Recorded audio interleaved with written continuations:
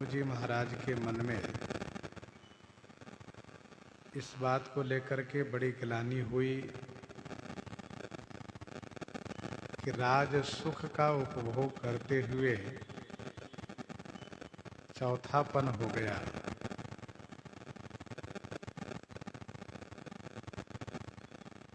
लेकिन इन राज सुख विषय सुख से वैराग नहीं हुआ।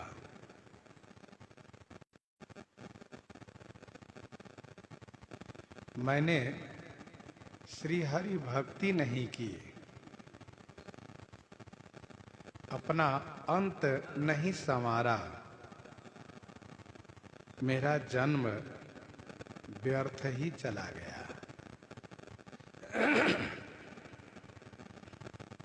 फिर तो उन्होंने अपने पुत्र को जबरदस्ती राज्य दिया। पुत्र में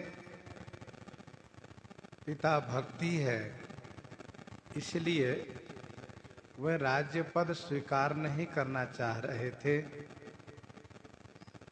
पिताजी में वैराग्य की शोभा है, इसलिए इन्होंने जबरदस्ती राजा बनाया। बरबस राज सुत ही तब दिन्हा। कल हम लोग चर्चा कर चुके हैं कि श्रीमद् भागवत के अनुसार प्रिय व्रत को बरबस राज श्री मनु जी ने दिया। प्रिय व्रत जी इतने समय तक क्या बने हुए थे? इसका उत्तर यह है कि देवर्षि नारद जी की कृपा से निवृत्ति पारायण होकर के भक्ति तपस्या कर रहे थे, इसलिए वे बने हुए थे।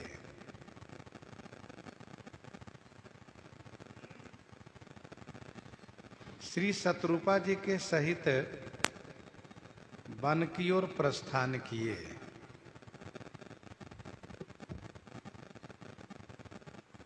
वर्ण धर्म के अनुसार यह तीसरा आश्रम धर्म है, जिसे वानप्रस्थ आश्रम कहते हैं।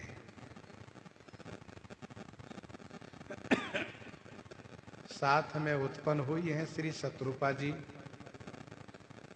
हमेशा साथ रही हैं, इसलिए तप में साथ जा रही हैं और इसके परिणाम ये होगा कि आगे भी साथ रहेंगी। यह श्री शत्रुपा जी में पतिव्रत धर्म है। उनमें जो पतिव्रत धर्म है, इसी के परिणाम स्वरूप हमेशा साथ रहेंगे। तीरथ वर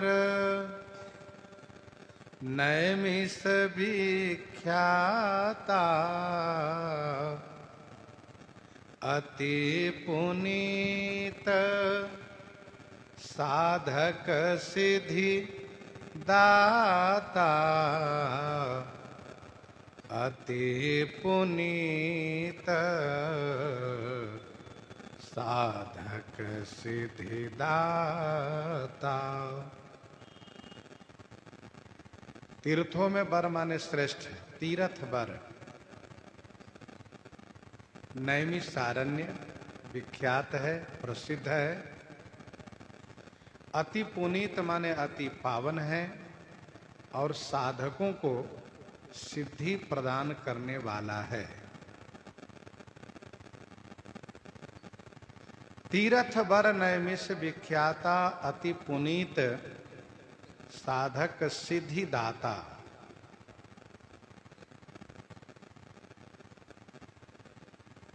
श्री मनु जी महाराज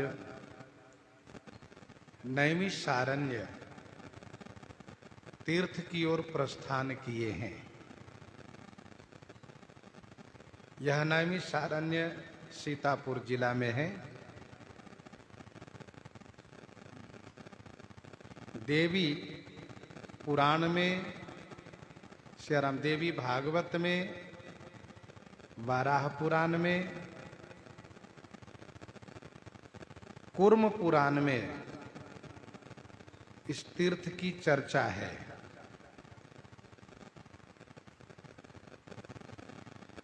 वाराह पुराण में ऐसा वर्णन है कि गौरमुख नाम के मुनि एक निमेष में राक्षसों की बड़ी सेना को इसी स्थान में संहार किए, समाप्त किए। इसलिए इस स्थान का, इस तीर्थ का नाम हुआ निमिष।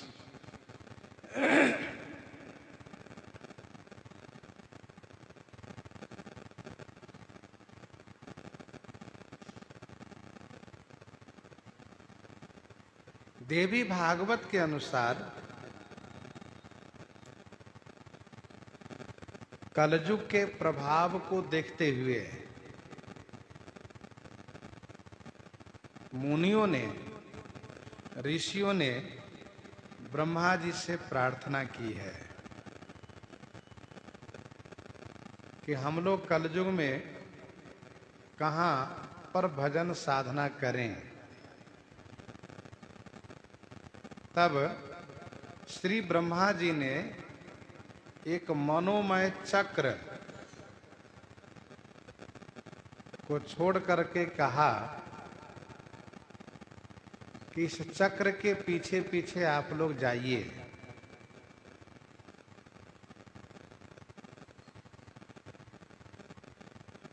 इसका भ्रमण करने का नियम जहां पर स्थिर हो जाए,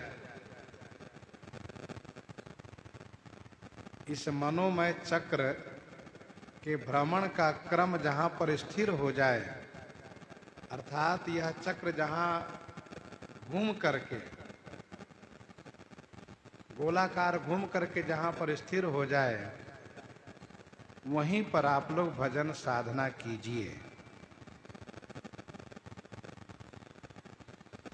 यह चक्र घूमता हुआ इसी स्थान पर गोलाकार घूम करके स्थिर हो गया है, जिसका नाम है चक्र तीर्थ। तो निमि का अर्थ होता है घेरा, निमि का अर्थ होता है घेरा। तो घेरा करके, अर्थात घूम करके, गोलाकार घूम करके वहां पर स्थिर हुआ है, इसलिए उसका नाम हुआ नैमिष।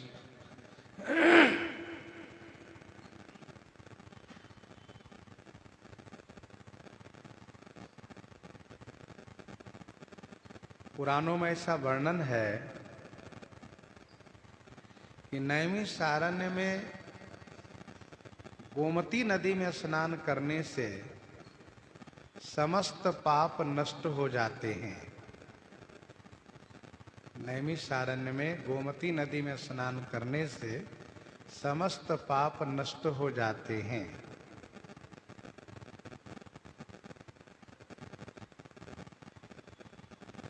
नैमिषारण्य वह तीर्थ है जहां पर कि श्री सूत शौनक संवाद हुआ है। श्री सूत जी ने शौनक आदि समस्त ऋषियों को यहीं पर श्री महाभारत तथा अन्य पुराणों की कथा सुनाई है।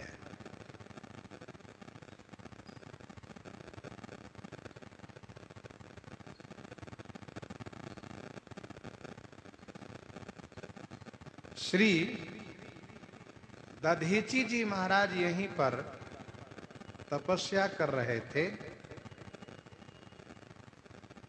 उस समय में जब देवता लोग इनसे इनके शरीर मांगने के लिए आए थे,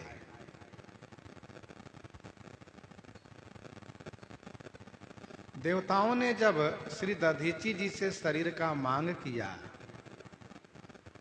कि आप अपना शरीर हमें प्रदान करें, इस शरीर की हड्डी से हम लोग अस्त्र शस्त्र बनाएंगे, जिससे असुरों पर विजय प्राप्त करेंगे।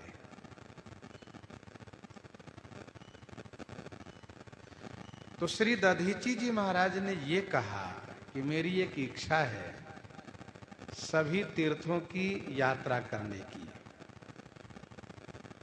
सभी तीर्थों के दर्शन की इच्छा है। देवताओं ने कहा कि हम आपके लिए सभी तीर्थों को यहीं पर बुला देते हैं। श्री दधीची जी के लिए नैमिषारण्य में सभी तीर्थों को बुलाया है। वैसे इनका नाम है नैमिष, अरण्य का अर्थ होता है वन, इसलिए नैमिषारण्य इसका नाम पड़ा है। सभी देवताओं ने सभी तीर्थों का आवाहन किया, सब तीर्थ यहां पर आए। तीर्थराज प्रयाग महाराज मना कर दिए कि मैं नहीं जा सकता, मेरी एक गरिमा है, मेरे पास सबको आना चाहिए, मैं वहां नहीं जाऊंगा। तब देवताओं ने वहां पर पंच प्रयाग की स्थापना की है। एक प्रश्न ये उठता है कि तीर्थ तो बहुत है, तीर्थ तो बहुत है, श्री मनु जी महाराज नैमिषारण्य में ही क्यों आए? यद्यपि यह प्रश्न किसी भी तीर्थ में जाने पर बना रहता, अमुक तीर्थ में ही क्यों गए, नैमिषारण्य में ही क्यों आए, ये प्रश्न है। इसका समाधान यह है, कूर्म पुराण में ऐसा वर्णन है, कूर्म पुराण में ऐसा वर्णन है कि कृते तु नैमिषं त्रेतायाम पुष्कर बरम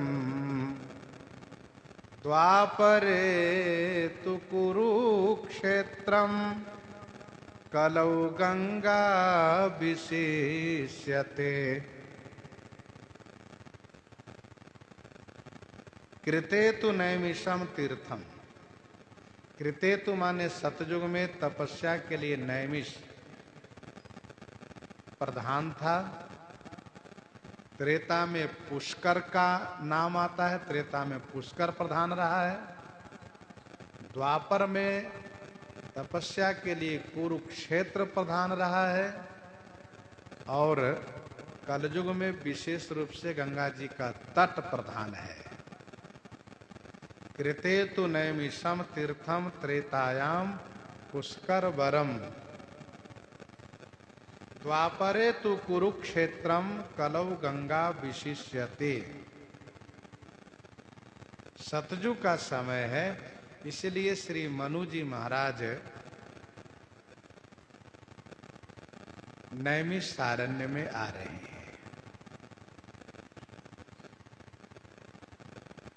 तीरथ बर नैमिष विख्याता अति पुनीत साधक सिद्धिदाता। यह नैमिषारण्य अति पावन तीर्थ है, साधक को सिद्धि की प्राप्ति होती है। श्री गोमती नदी में स्नान करने से मनोरथ पूरे होते हैं। आगे गोस्वामी जी कहते हैं, बसही तहां मुनि सिद्ध समाजा, बसही तहां मुनि सिद्ध समाजा,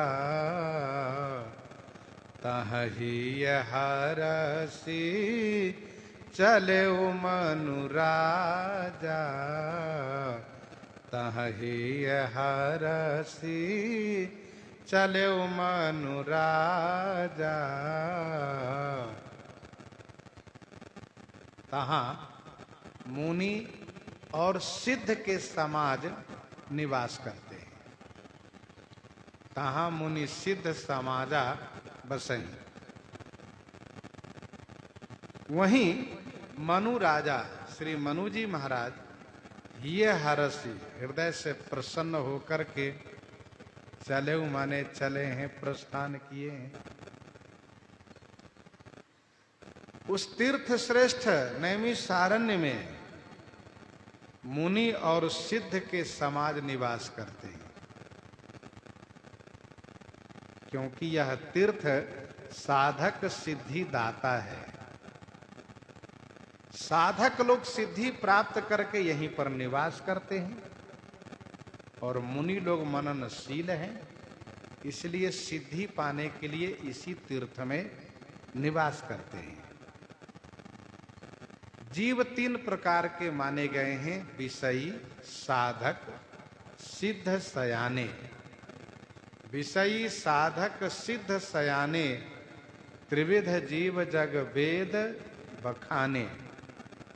विषयी, साधक, सिद्ध, सयाने त्रिविध जीव जग वेद बखाने। यहां पर दो तरह के रहते हैं, साधक और सिद्ध। विषय यहां पर निवास नहीं कर सकते। श्री मनु जी महाराज तीर्थ श्रेष्ठ श्री नैमिषारण्य की ओर प्रसन्नता के साथ चल रहे हैं। किसी कार्य के लिए प्रसन्नता पूर्वक चलना यह कार्य सिद्धि का सूचक होता है। कार्य अवश्य सफल होगा, ऐसा समझना चाहिए।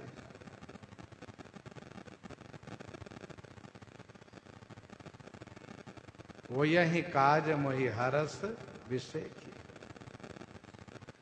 पंथ जात सोहहि मति धीरा, ज्ञान भगते जनु धरे शरीरा। पंथ जात सोहहि मति धीरा, ज्ञान भगते जनु धरे शरीरा। मति धीरा पंथ जात सोहहि। मति धीरा माने बुद्धि के धीर, बड़े धैर्यवान राजा मनु रास्ते में जाते हुए शोभा को प्राप्त हो रहे हैं। कैसे? तो जनु ज्ञान भगति शरीरा धरे। जनु मानो ज्ञान और भक्ति शरीर धारण करके चल रहे हो।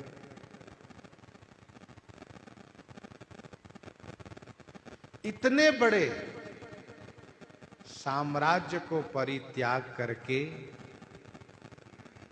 भगवान की भक्ति करने के लिए प्रस्थान किए हैं। गोस्वामी जी कहते हैं कि मनु जी और शत्रुपा जी की बड़ी अद्भुत शोभा हो रही है। मनु जी साक्षात ज्ञान रूप में दिख रहे हैं और श्री शत्रुपा जी भक्ति रूप में। ज्ञान और भक्ति ये दोनों भगवान तक पहुंचते हैं, अर्थात इन दोनों को भगवान की प्राप्ति अवश्य होगी।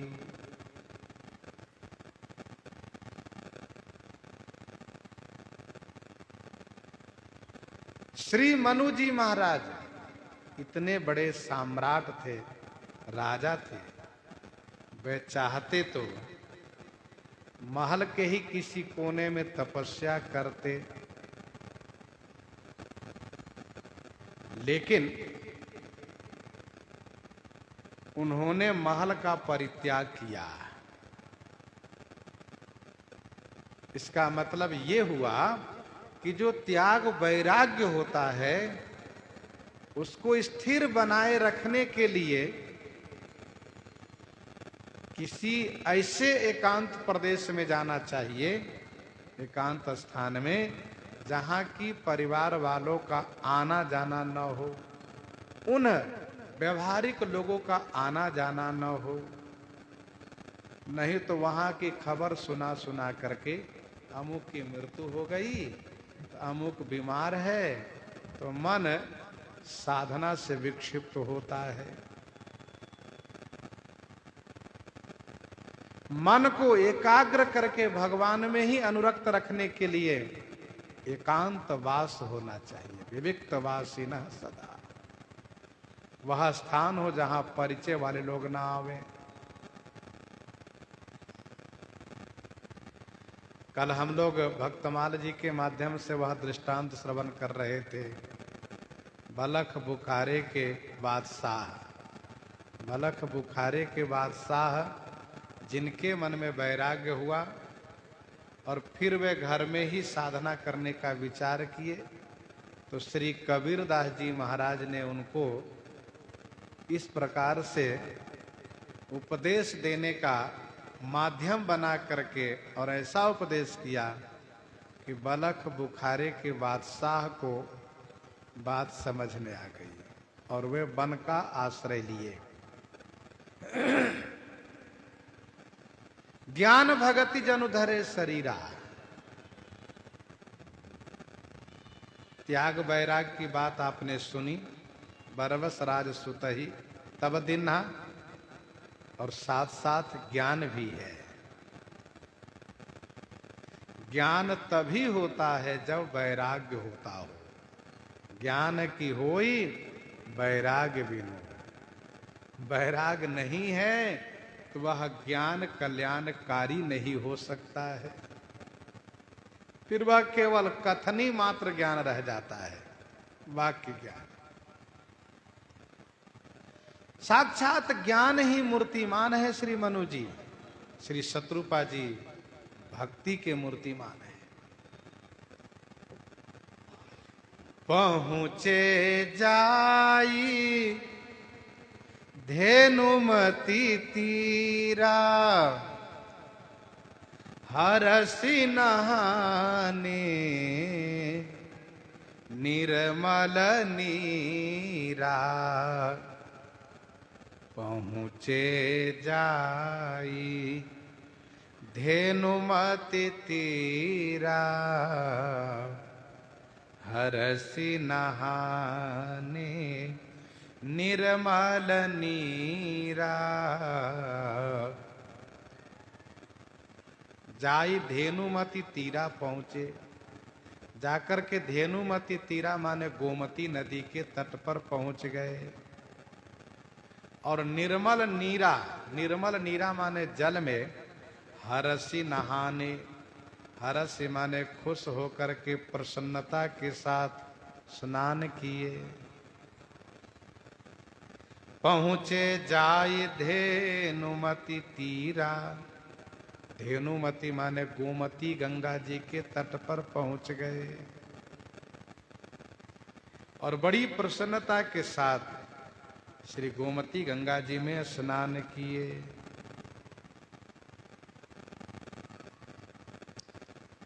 गोमती गंगा पर,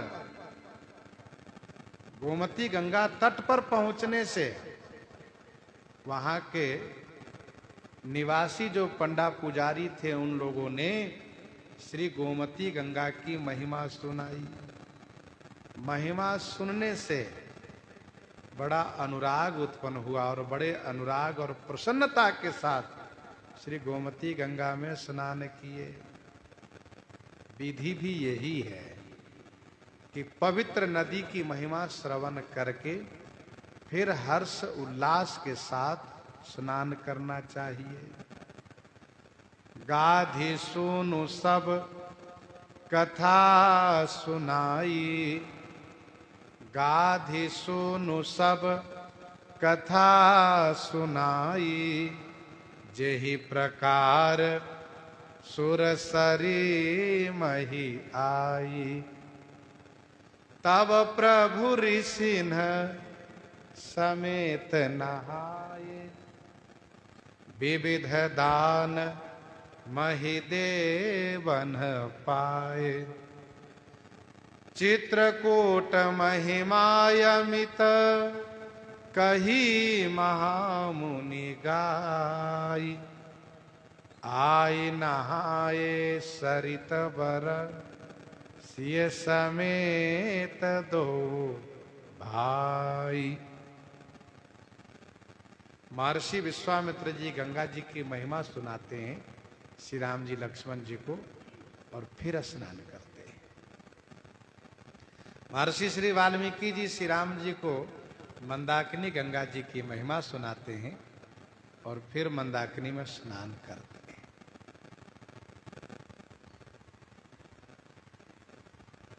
जहां मुनि ऋषि न हो वहां श्री राम जी स्वयं महिमा सुना लेते हैं। कही सिय लख नहीं सखही सुनाई। श्री मुख तीरथ राज बड़ाई। स्वयं बड़ाई करते हैं।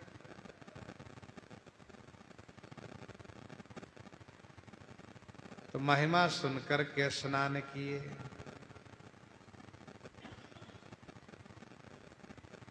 स्नान की चर्चा आई है तो शास्त्रों में कई प्रकार के स्नान कहे जाते हैं।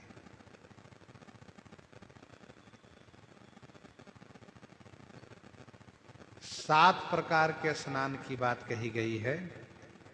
मंत्र स्नान होता है। मंत्र पढ़ करके जल से अभिसिंचित करना। ओम अपवित्रः पवित्रो वा सर्वावस्थाम गतोपि वा यह समरेत पुंडरीकाक्ष स बाह्याभ्यंतरो शुचि। दूसरा स्नान पार्थिव स्नान होता है जिसमें पवित्र नदियों की मट्टी शरीर में लगाना। श्री सरजू गंगा जी की मिट्टी लगा लेना, यह पार्थिव स्नान होता है। तीसरा अग्नि स्नान होता है। अग्नि स्नान का मतलब ये होता है कि हवन करने के बाद अग्नि शांत हो जाने पर उस विभूति को शरीर में लगा लेना, उस राख को शरीर में लगाना, यह अग्नि स्नान कहलाता है। जो त्यागी तपस्वी विभूति लगाते हैं वह अग्नि स्नान के अंतर्गत ही माना जाता है। चौथा है वायु स्नान। वायु स्नान क्या है? वायु स्नान का मतलब यह है कि गोधूली बेला में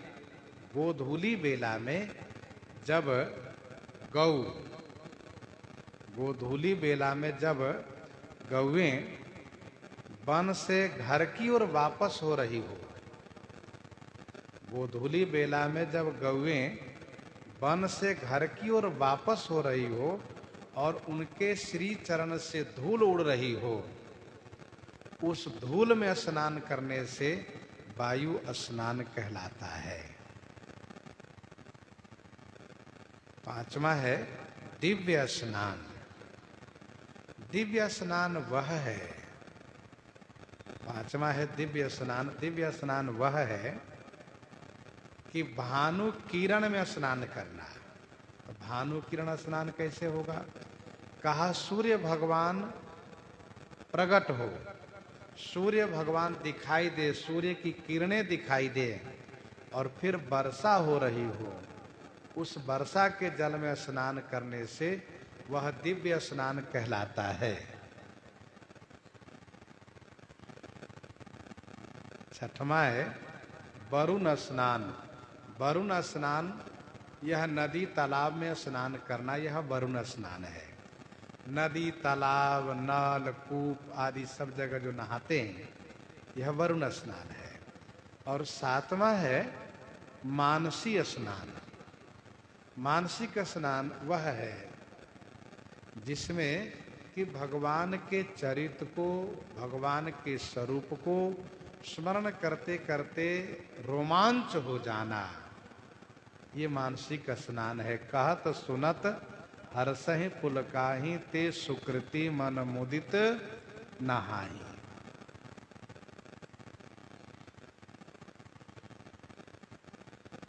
जहां पर तिलक की महिमा गाई गई है वहां पर यह भी बताया गया है कि तिलक है सत स्नान। तिलक लगाना भी स्नान ही कहा जाता है। तो शास्त्र में ये 7 प्रकार के स्नान कहे गए हैं।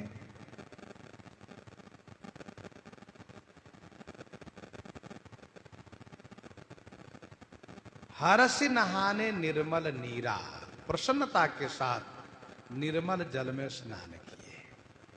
श्री गोमती जी का जल बड़ा निर्मल है। इससे यह लगता है कि वर्षा ऋतु नहीं है, अन्य ऋतु है, क्योंकि वर्षा ऋतु में जल मैला हो जाता है, अन्य ऋतुओं में जल स्वच्छ रहता है। श्री मनु जी महाराज गोमती गंगा में स्नान किए। इसी बीच यह बात नैमिषारण्य में फैल गई कि स्वयं श्री मनु जी महाराज आए हैं गंगा जी के तट पर, श्री गोमती गंगा में नहाने आए हैं। फिर तो यह सुनकर के वहां के जो सिद्ध और मुनि समाज हैं वे सब मिलने आए। आए मिलन सिद्ध मुनि ज्ञानी, आए मिलन सिद्ध मुनि ज्ञानी, धर्म धुरंधर निरपरिसि जानी, धर्म धुरंधर निरपरिसि जानी। धर्म धुरंधर निरपरिसि जानी, आए मिलन सिद्ध मुनि ज्ञानी।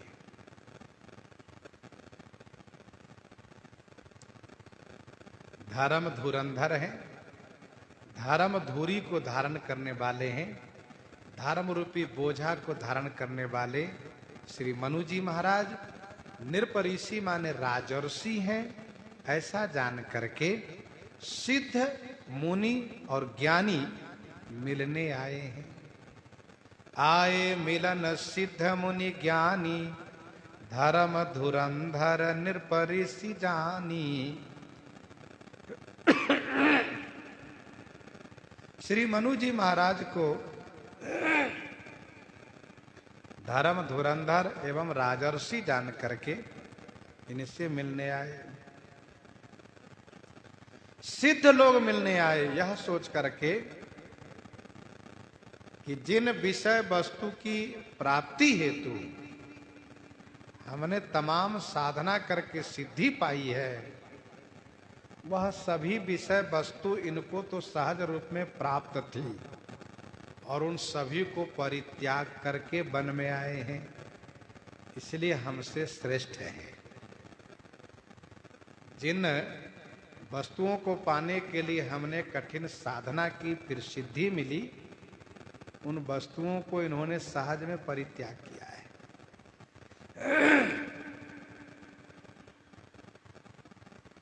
मुनि लोग मिलने आए यह सोच करके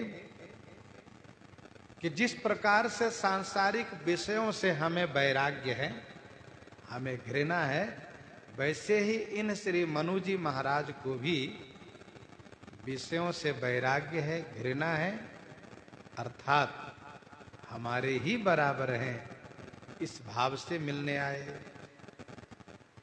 ज्ञानी लोग मिलने आए। ऐसे राजर्षि धर्म धुरंधर मनु जी को कुछ ज्ञान की बात हम सिखाएंगे, कुछ उनसे ज्ञान की चर्चा करेंगे, इस भाव से ज्ञानी लोग मिलने आए। जब सिद्ध लोग आए, मुनि लोग आए, ज्ञानी लोग आए और इन तीनों को पता चला कि मनु जी महाराज तो यहीं रहने आए हैं, साधना करने आए हैं। तो इन महापुरुषों ने कहा, हे मनु जी महाराज, पहले यहां पर तीर्थ यात्रा कीजिए। नैमिषारण्य में बहुत तीर्थ है। जैसा कि अभी आज ही आप लोगों ने सुना है, यहाँ पर श्री दधीची जी के लिए सभी तीर्थ आहूत किए गए थे, बुलाए गए थे। सभी तीर्थ यहाँ निवास करते हैं। वर्ष में एक बार वहाँ पर 84 कोष की परिक्रमा की जाती है। नैमिषारण्य के परिक्रमा में बहुत भीड़ होती है और बड़ा आनंद भी आता है। भजन कीर्तन, संकीर्तन, कथा, सत्संग और विभिन्न प्रकार के धार्मिक आयोजन के साथ यह परिक्रमा महोत्सव होता है। तो मुनियों ने कहा, सिद्धों ने कहा, आइए हम आपको तीर्थ दर्शन कराते हैं। जहां जहां तीरथ रहे सुहाए, मुनिन सकल सादर करवाए। मुनिन सकल सादर करवाए, जहाँ जहाँ तीरथ। पंच प्रयाग है, चक्र तीर्थ है, मिश्रिक तीर्थ है। ये सब प्रमुख तीर्थ स्थलों में जा जा करके जहां जहां तीर्थ रहे सुहाए। अलग अलग तीर्थ है। मुनि ने सकल सादर करवाए। मुनियों ने सकल माने सभी तीर्थ स्थल आदर पूर्वक दर्शन करवाए।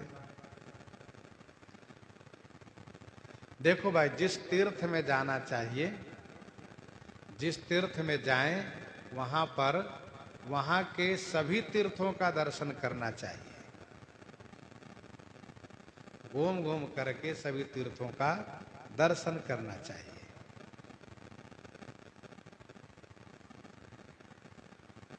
जब दास प्रथम बार तीर्थराज प्रयाग में गया तो तब मेला का क्षेत्रफल भी इतना विस्तार नहीं था जितना अब होता है। तो उस समय उत्साह और उमंग था। फिर पैदल घूम घूम करके सभी स्थलों के दर्शन करने का लाभ उस समय प्राप्त हुआ था। साथ वाले संत लोग भी बड़े उत्साही रहा करते थे। ऐसा नहीं कि टेम्पो गाड़ी में बैठो और रिक्शा में बैठो तब चलो, नहीं, पैदल ही चलना है। आज इस दिशा को, कल उस दिशा को, जिस दिशा में गए उस दिशा में अंत तक दर्शन करके आना है। ये उत्साह उमंग होता है। जहां जहां तीर्थ रहे सुहाए। सभी तीर्थों की अपनी अपनी महिमा है।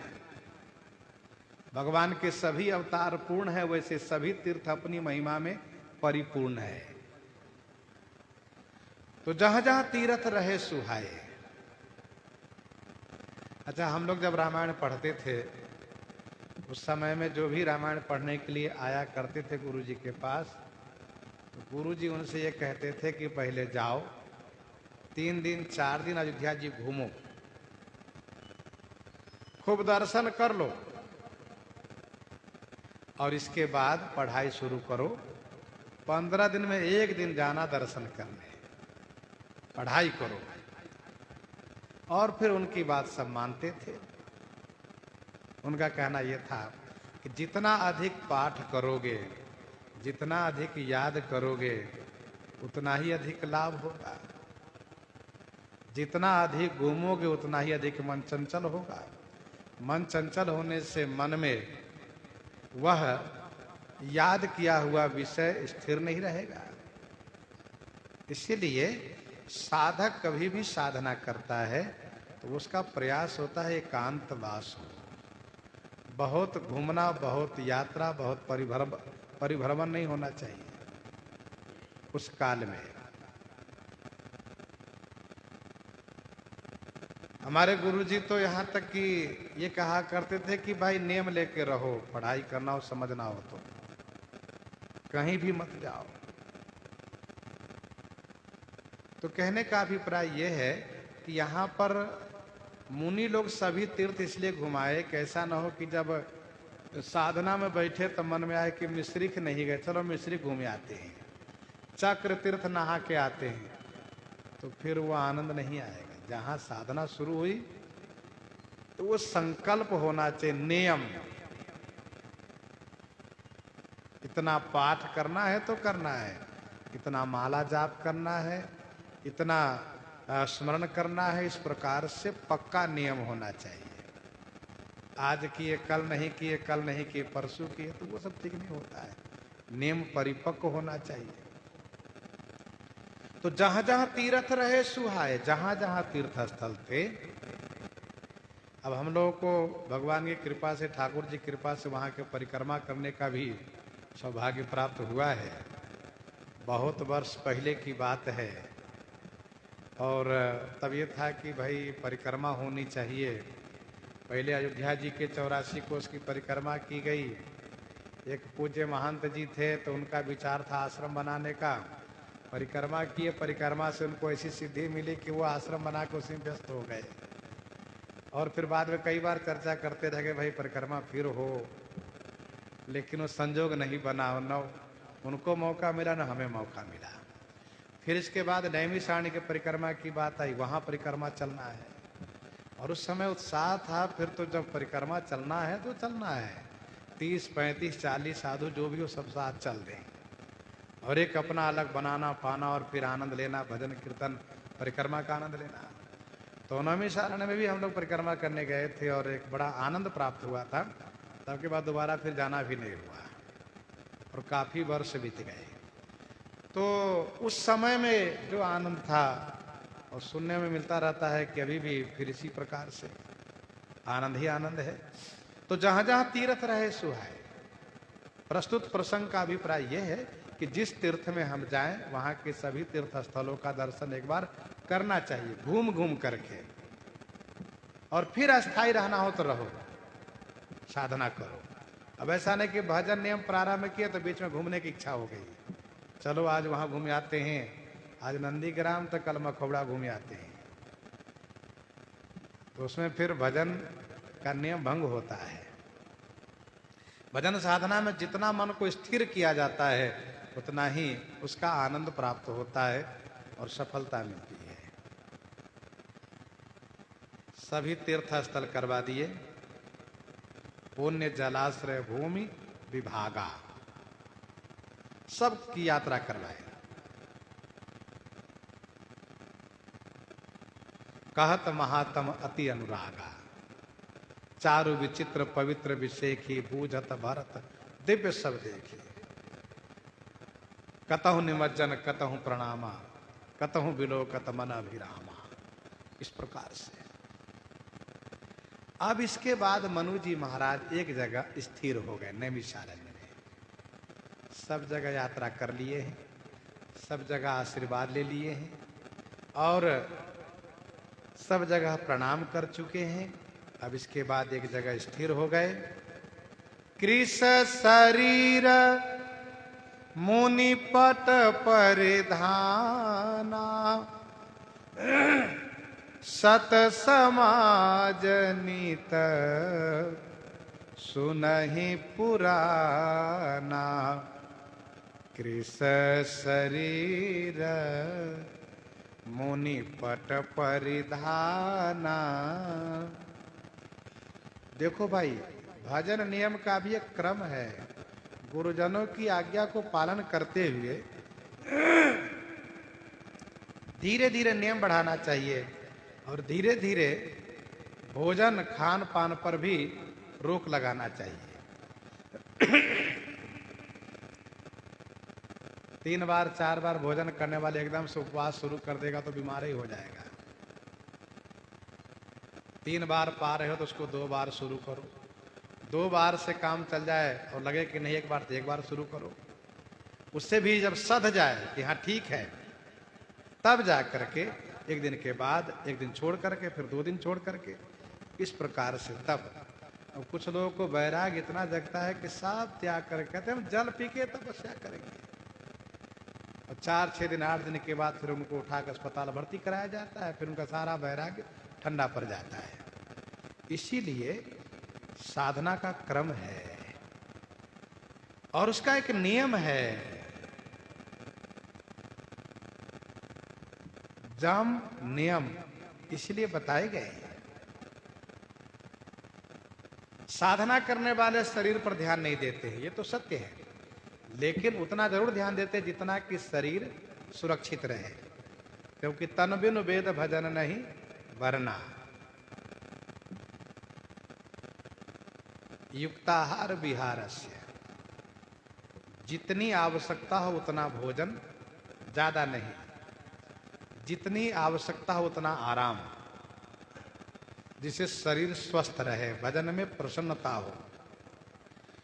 तो कृष्ण शरीर, अब स्वाभाविक है कि तपस्या शुरू किए हैं तो शरीर दुर्बल तो होगा ही।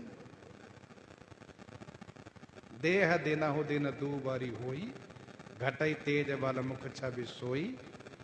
अब भजन साधना के लिए एकांत में बैठे हैं, अब हम शरीर को देखा करें कि शरीर दुर्बल हो रहा है, शरीर मोटाना चाहिए, तो खान पान में मन लग जाएगा, तो फिर खान पान में अब अकेले हैं, साधना कर रहे हैं, चलो बनाते जाओ, पाते जाओ, सोते जाओ, साधना नहीं बनेगी। फिर जितना अधिक राजसी आहार करेंगे उतना ही अधिक प्रमाद होगा, आलस होगा, नींद आएगी।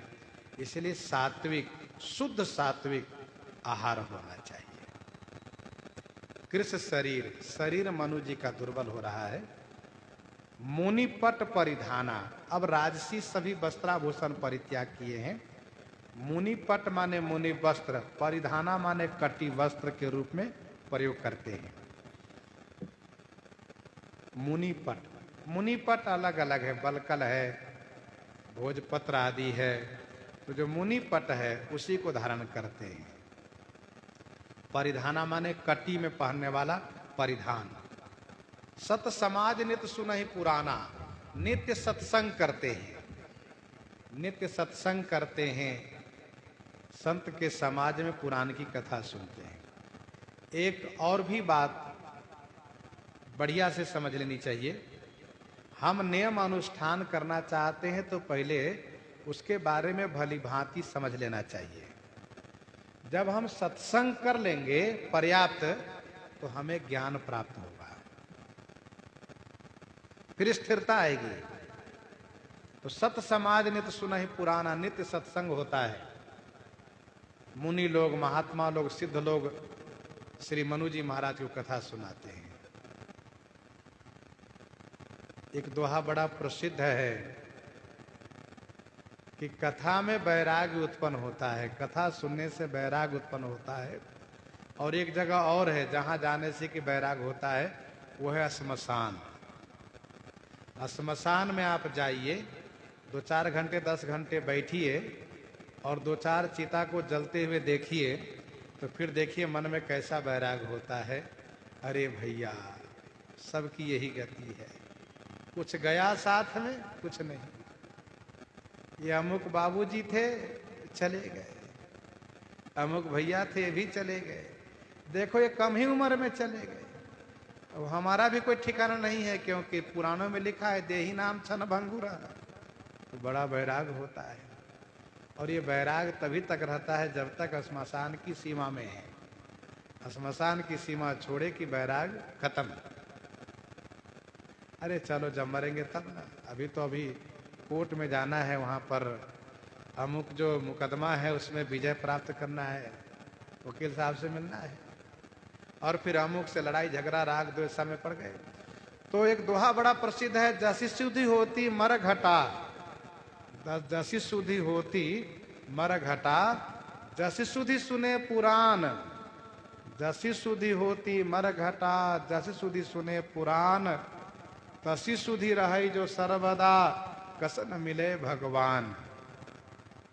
मरघट के वैराग्य ज्ञान और कथा स्थल के ज्ञान वैराग्य यदि स्थिर रह जाए, भगवान की प्राप्ति अवश्य हो जाएगी।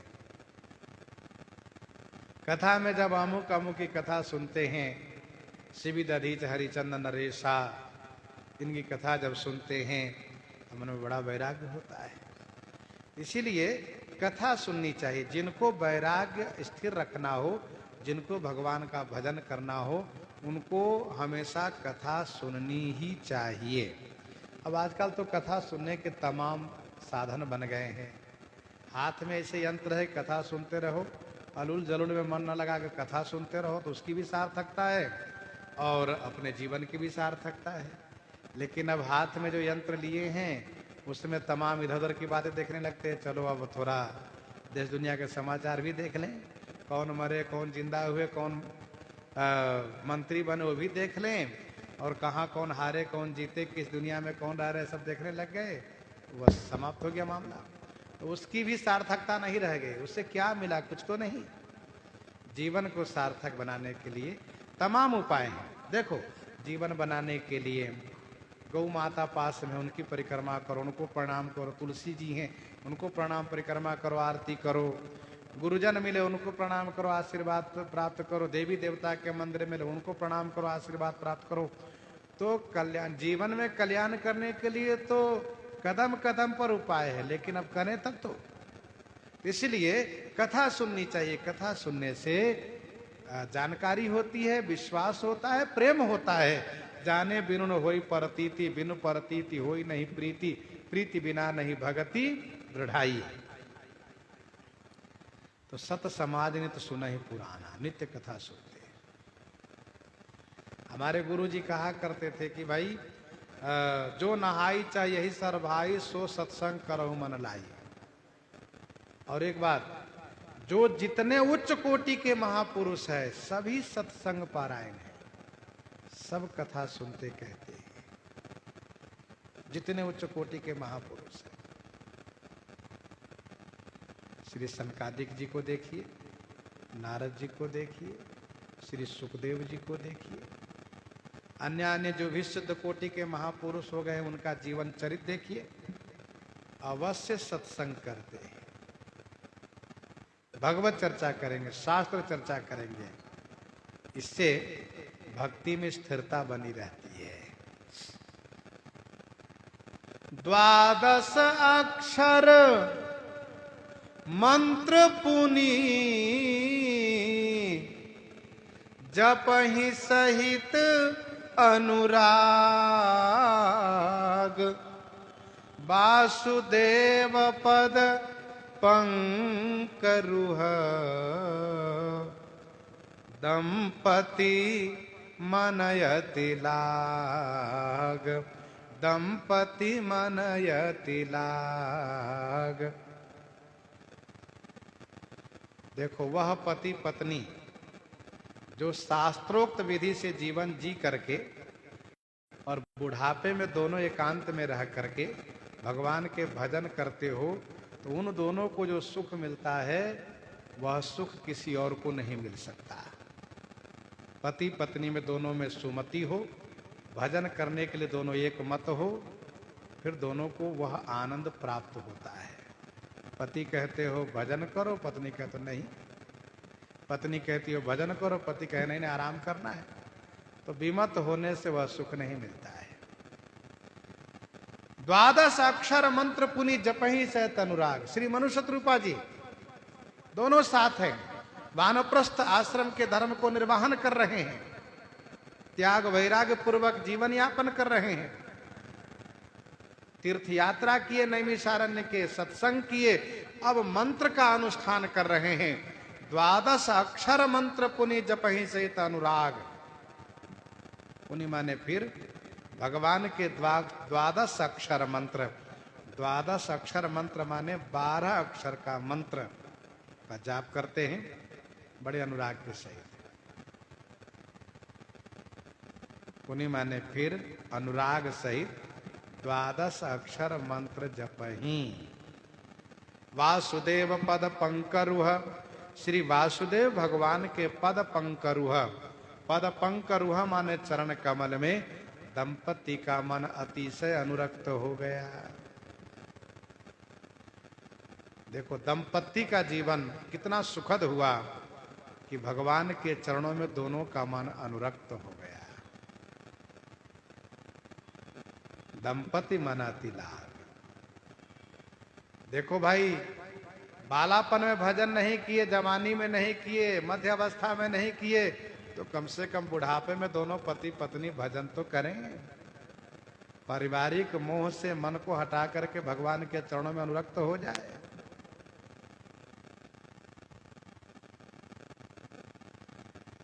दास बहुत वर्ष पहले श्री चंद्रकला जी, जो एक उच्च कोटि के साधिका में से मानी जाती थी, परिवार में रहकर भजन करती थी सीतामढ़ी धाम में, तो उनके दर्शन का यह लाभ प्राप्त हुआ। दास जब गया तो वह घर परिवार के मोह ममता को छोड़ करके अकेले कमरा में और एक चौकी पर बैठ करके साधना कर रही थी, भजन कर रही थी।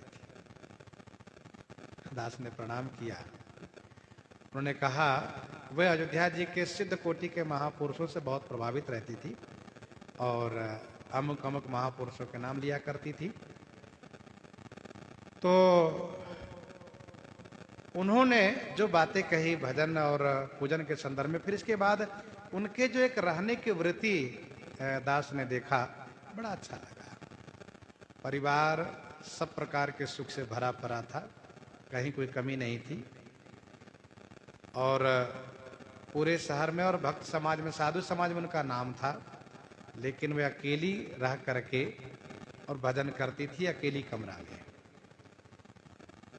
समय वो आया जब शरीर छूटने का समय आया, तो पहले उन्हीं का शरीर छूटा और फिर इसके बाद उनके पति, जबकि पहले से बीमार थे, लेकिन जब उनको बताया गया कि उनका शरीर तो छूट गया, तब उन्होंने कहा कि जब उनका शरीर छूट गया तो फिर मैं क्यों हूं, और वो भी तुरंत शरीर परित्याग कर दिए। तब लोगों को पता चला कि किस प्रकार की साधना इनकी रही। तो कहने का अभिप्राय यह है कि कम से कम चौथेपन में, बुढ़ापे में भगवान के भजन में अनुरक्त अवश्य हो जाना चाहिए। 12 अक्षर मंत्र पुनि जपहि से अनुराग। मंत्र जाप में अनुराग होना चाहिए, प्रेम होना चाहिए। मंत्र राज नित जपहि तुम्हारा, पूजहि तुम्हें सहित परिवार। जे राम मंत्र जपंत संत अनंत जनमन रंजन।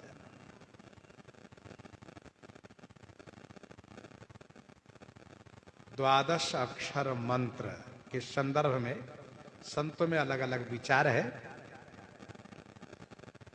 वैसे यह मंत्र प्रसिद्ध है, ओम नमो भगवते वासुदेवाय।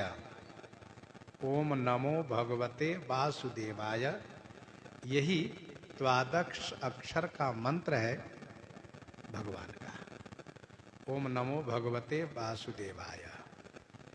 इसी मंत्र को देवर्षि नारद जी ने श्री ध्रुव जी को दे करके और उपदेश किया, बच्चा ध्रुव 7 रात तक इसका जाप करोगे तो सिद्ध महापुरुष के दर्शन हो जाएंगे, तुम्हें सिद्ध पुरुष के दर्शन होंगे तुम्हें, ऐसा वर्णन है।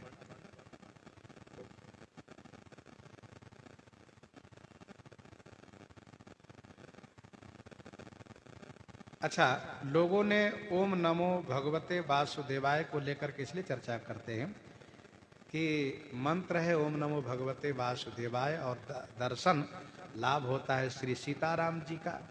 तो श्री सीताराम जी का मंत्र आज तो जप नहीं रहे हैं, इसीलिए चर्चा का विषय है। ध्यान देने वाली बात यह है कि इस मंत्र को लेकर के संदेह नहीं करना चाहिए। श्री वासुदेव मंत्र श्री राम मंत्र का अंगभूत है। श्री वासुदेव मंत्र, यह जो मंत्र है ओम नमो भगवते वासुदेवाय, यह श्री राम मंत्र का अंगभूत है। वासुदेव भगवान श्री राम जी में पूर्ण रूप से घटित है। वासुदेव का शुद्ध अर्थ होता है जो विश्व में निवास करे वो वासुदेव, विश्ववास प्रगटे भगवान, विश्व में वास करे अथवा विश्व को अपने में बसावे वो वासुदेव। सर्वे वसति वै अस्मिन्, सर्वे अस्मिन् वसतो पिबैव,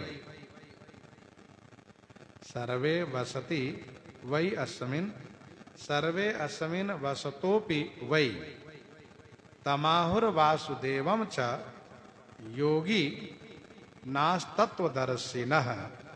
यह महारामायण का श्लोक है। सर्वे वसति वै अस्मिन्, सर्वे अस्मिन् वसतोपि वै, तमाहुर वासुदेवं च योगी नास्तत्वदर्शिनः। इसका सीधा अर्थ यह है, योगी लोग इस रूप में देखते हैं कि जो सबको अपने में बसावे अथवा सब में वास करे वो वासुदेव। नमस्तु वासुदेवाय, नमस्तु वासुदेवाय ज्योतिषाम पतये नमः। नमस्ते नमस्तु वासुदेवाय, नमस्तु वासुदेवाय ज्योतिषाम पतये नमः। नमस्तु रामदेवाय जगदानंद रूपिणे। इस सनत कुमार संहिता का श्लोक है। नमस्तुम वासुदेवाय ज्योतिषाम पतये नमः, नमस्तु रामदेवाय जगदानंद रूपिणे। यह सनत कुमार संहिता का श्लोक है।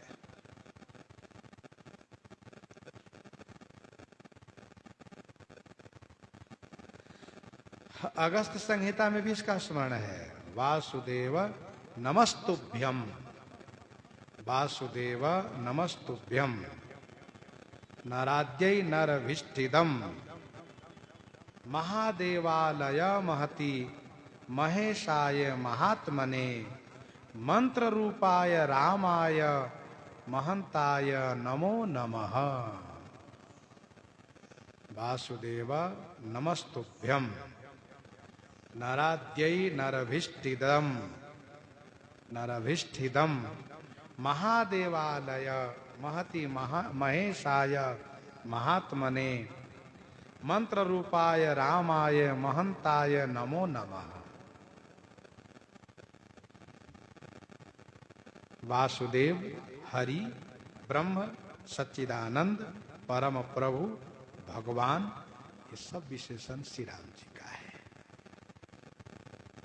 वासुदेव हरि ब्रह्म सच्चिदानंद परम प्रभु भगवान, ये सारे विशेषण इस प्रसंग में आते हैं और ये सब श्री राम जी का ही विशेषण है।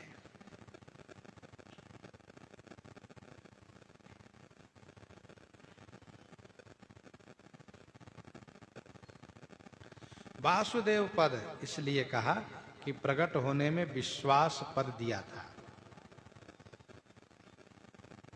भगत बत्सल प्रभु कृपा निधाना, विश्ववास प्रगटे भगवाना। विश्ववास, यदि यह मंत्र किसी और का होता, यदि यह मंत्र किसी और का होता तो फिर भगवान श्री सीताराम जी क्यों प्रकट होते।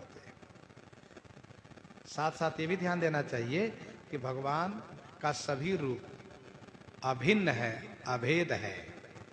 श्री प्रहलाद जी राम राम जाप करते हैं, श्री प्रहलाद जी राम राम का, राम नाम का जाप करते हैं।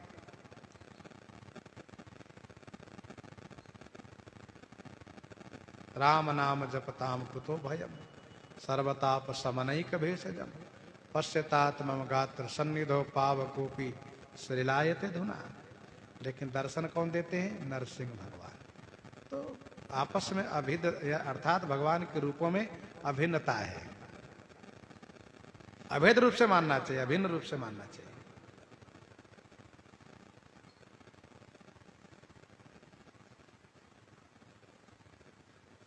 एक संत जी तो ऐसा कह रहे थे कि द्वादश अक्षर मंत्र का मतलब ऐसा समझ लो कि श्री राम खड़ाक्षर मंत्र, श्री राम खड़ाक्षर मंत्र और श्री सीता जी के खड़ाक्षर मंत्र दोनों मिला दीजिए तो युगल मंत्र द्वादश अक्षर मंत्र हो गया। दोनों मिला दीजिए तो युगल द्वादश अक्षर मंत्र हो गया। और वैष्णवों में द्वादश युगल मंत्र जाप किया भी जाता है।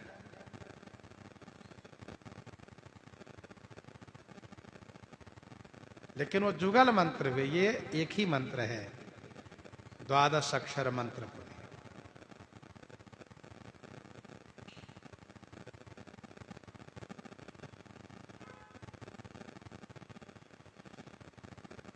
वासुदेव पद पंकरुह दंपति मन अति लाग। आनंद रामायण में मनोहर कांड में मंत्रों का वर्णन है। आनंद रामायण मनोहर कांड में मंत्रों का वर्णन है, जिसमें एकाक्षरी मंत्र से लेकर के पंच शताक्षरी मंत्र तक का वर्णन है। एक अक्षर मंत्र से लेकर के 500 अक्षर वाला मंत्र तक वर्णन है। राम रहस्योपनिषद में भी द्वादश अक्षर मंत्र का नाम आया है। हारित संहिता में श्री राम मंत्र जपना कहा गया है। हारित संहिता में श्री राम मंत्र जपना कहा गया है। श्रीमद् रामचरितमानस जी में मानसकार स्पष्ट कह रहे हैं, द्वादश अक्षर मंत्र पुनि जपहि सहित अनुराग। वासुदेव पद पंकरुह दंपति मनयति लाग। करहि आहार साक फल कंदा सुमिरहि ब्रह्म सच्चिदानंदा। करहि आहार साक फल कंदा सुमिरहि ब्रह्म सच्चिदानंदा। साक फल कंद आहार करते हैं, सच्चिदानंद ब्रह्म श्री राम जी का स्मरण करते हैं। और अब भगवान के दर्शन हेतु तप प्रारंभ कर रहे हैं। सुप्रसंग आगे श्रवण करेंगे। यहीं पर हृदयांगम करते हुए आइए श्रवण करते हैं श्री भक्तमाला जी से।